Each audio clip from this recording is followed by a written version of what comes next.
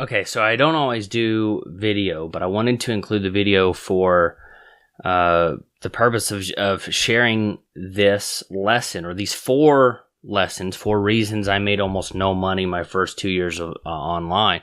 I wanted to share that with people who did not necessarily listen to the podcast, but who might prefer video. So making sure I've got the right SEO optimized headline, which is 4 reasons I made almost no money my first 2 years of business. So that's what we want to talk about today. So thanks for watching. We're going to go right into those because people always ask me how they can make money fast in their business.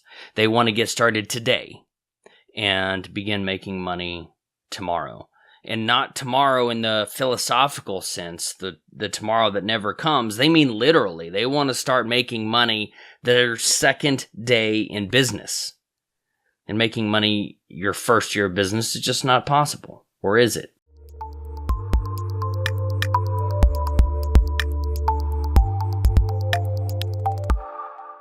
So if you don't follow Gary Vaynerchuk, you probably should. He's a cool dude, shares amazing knowledge, but he and I agree that the fastest way to make a profit is to buy something at a lower cost and sell it at a higher cost. And he suggests a combination of garage sales and Craigslist. While that's a perfectly fine way to do it, it takes a lot of time. If you're willing to do it, you can probably make a pretty good amount of money by buying low and selling high.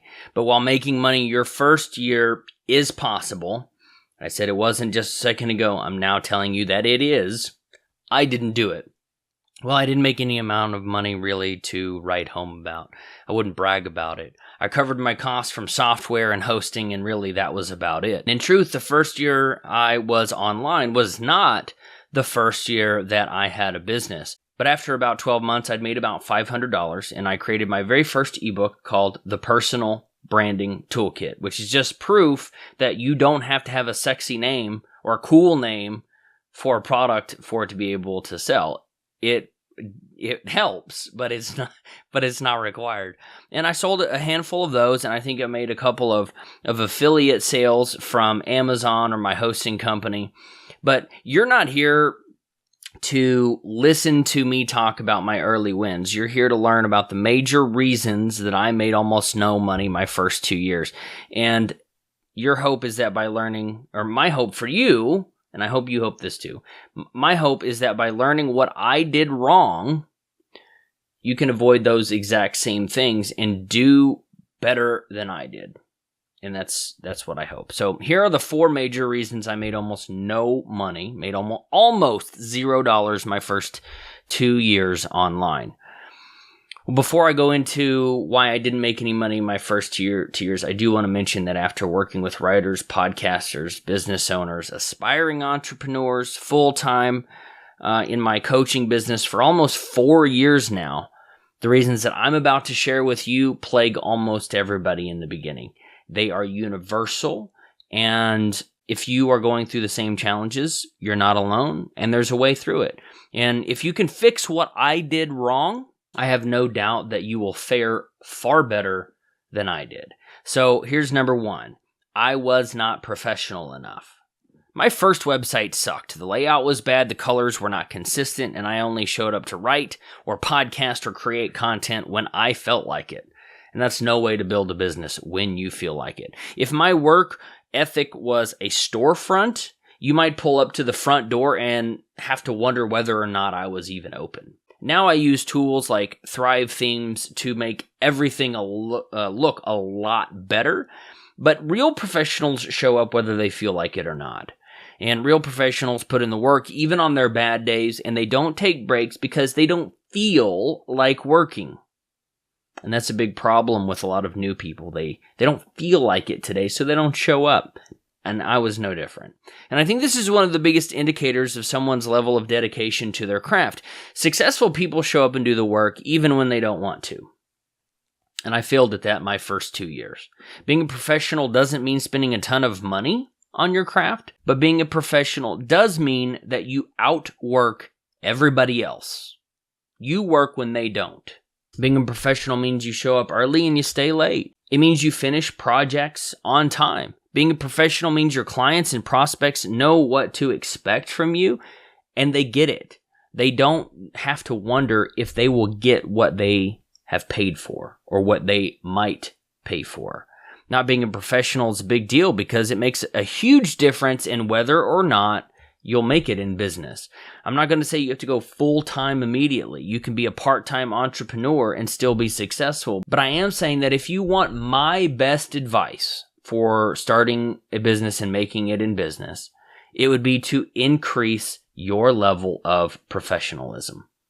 And I wrote a blog post about that. You can go to ellorywells.com/pickmybrain if you want to see the 4 other bits of advice that I would give you if we're sitting down for coffee. So here are just a few quick tips to help you be more professional in whatever you're doing. Create a simple logo and put it on everything. Pick 3 colors for your website and no more. Create templates for everything so that you can deliver a consistent experience to your prospects. And be honest and be confident. No one wants to buy from somebody who's wishy-washy. You can tell people that you don't have all of the answers, but if you're flaky, if you're wishy-washy, nobody's going to buy from you. Number 2, I was not reliable enough. There are 2 ways to build credibility in your business, the fast way and the slow way. You could put some PlayStations up on your shelves and borrow the credibility of Sony, or you could go out there and make friends and shake hands the old-fashioned way. Buyers will not buy from you if they don't relate to you. Buyers buy from people and companies that they know, who they like, and who they trust.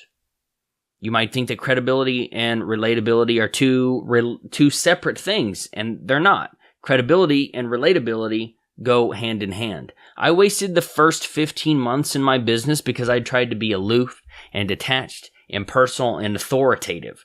I won't go into all the details because I've written about it on a blog post on ellorywells.com, but my readers could not connect with me, so they didn't stick around. I tried to write with authority and without emotion, and I never talked about me or what I was up to. And my website was bland, and so was the content that I created. You don't have to be comfortable talking about yourself, but the same types of conversations and the same things that you would share with somebody across the dinner table or over a glass of wine, those are the kinds of things that make you interesting. And if you can put those things, your personality, into your business, you'll do much better than I did in the beginning. And when I did start to put more of my personality, the quirks and all, into my writing and podcasting, people started coming and listening and reading by I would say the hundreds, but it's by the thousands. And it's pretty awesome. In short, like all businesses, I suffered from the number one problem that keeps us from making money, and which I've also written about on ellorywells.com. But I didn't help the situation by hiding my personality.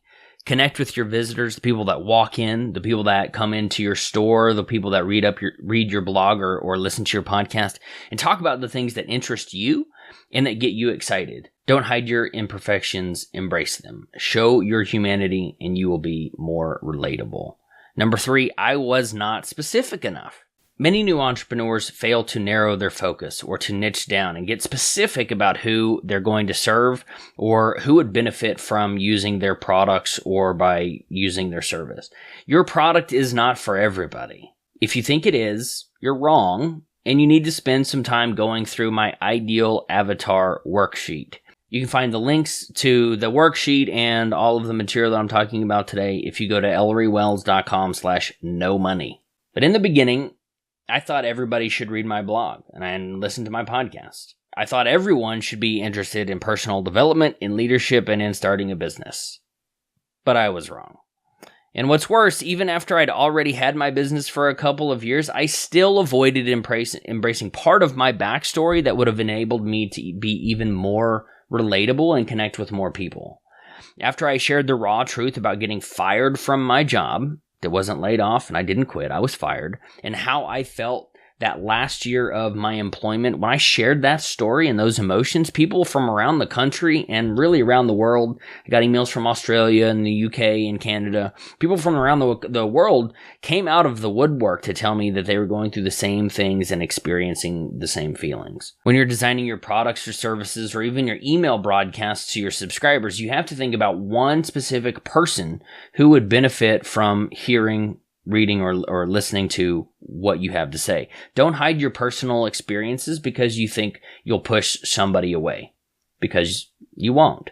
I mean, you will, but you'll also attract a lot more people to you, your brand, your business, and what you're doing. The fourth reason I made almost no money my first 2 years is I wasn't good enough. Plain and simple, I wasn't good enough. The last reason why I made almost no money my first 2 years, this is a real gut punch for me to admit. The plain and simple and humbling and hard truth is that I wasn't good enough for people to pay attention to or spend their money with.